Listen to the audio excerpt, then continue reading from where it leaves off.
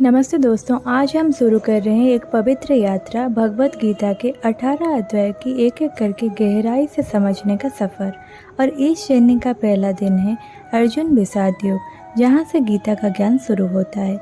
ये अध्याय हमें दिखाता है कि अर्जुन का मानसिक संघर्ष, जब वो महाभारत के युद्ध के मैदान में खड़े हैं पर उनका मन लड़ने से मना कर देता है।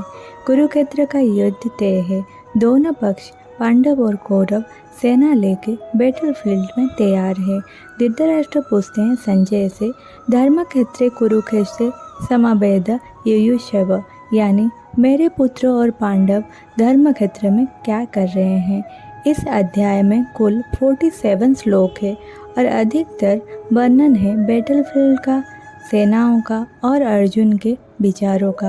अर्जुन कृष्ण से कहते हैं, मुझे दोनों सेनाओं के बीच ले चलिए, मैं देखना चाहती हूँ किन के खिलाफ मुझे ये युद्ध लड़ना है। और जब अर्जुन उन लोगों को देखते हैं जिनमें हैं उनके पिता तुल्य भीष्म, गुरु द्रोणाचार्य, भाई मित्र, तो उनका दिल कांप उठता है। यहाँ से शुरू होता है अर्जुन विषाद योग, जहाँ अर्जुन कहते हैं, गांधी बाढ़ से गिरने लगा है, शरीर कांप रहा है, रोमांच हो रहा है, मैं ये युद्ध नहीं कर सकता कृष्णा।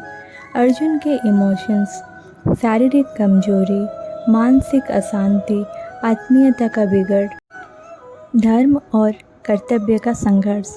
अर्जुन कहते हैं, स्वजनों को मार के मुझे क्या मिलेगा, ना तो मुझे राज्य चाहिए ना ही सुख।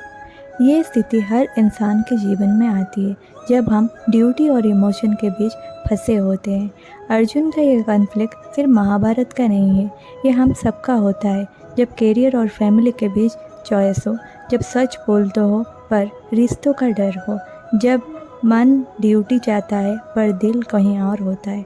अर्जुन कहते हैं, ना कामे सीर्यो राज्यम ना स्वर्गम, यानी मुझे कुछ भी नहीं चाहिए अगर मुझे अपने लोगों को ही मानना पड़े। इस मोमेंट में अर्जुन अपना धनुष नीचे रख देते हैं और कृष्ण से शरण लेते हैं, पर ये तो अगले अध्याय में होगा। एक श्लोक जो इस पूरे अध्याय का सार है, निमित्तानि च पश्यामि विपरीतानि केशव। अर्जुन कहते हैं, हे केशव, मैं अशुभ संकेत देख रहा हूँ। ये विषाद योग का पहला कदम है। जब इंसान अंदर से टूटा है तभी वो ज्ञान के लिए तैयार होता है। भगवत गीता ये सिखाती है, ब्रेकडाउन से ही ब्रेक थ्रू होता है। दोस्तों, ये था पहला अध्याय अर्जुन विषाद योग। इस अध्याय में ये समझा कि समस्या से भागना नहीं चाहिए, जब समस्या बड़ी हो तब गुरु की शरण लेना चाहिए। कन्फ्यूजन के बाद ही क्लैरिटी आती है।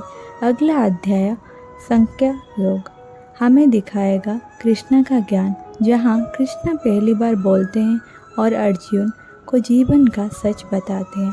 तो कल मिलते हैं एक नई अध्याय के साथ, जहाँ युद्ध के मैदान में ज्ञान की रोशनी फैलती है। वीडियो पसंद आई तो लाइक, शेयर और सब्सक्राइब ज़रूर करें और कमेंट में लिखिए कि आपके जीवन में भी अर्जुन जैसा मोमेंट आया है क्या। जय श्री कृष्णा, नमस्ते।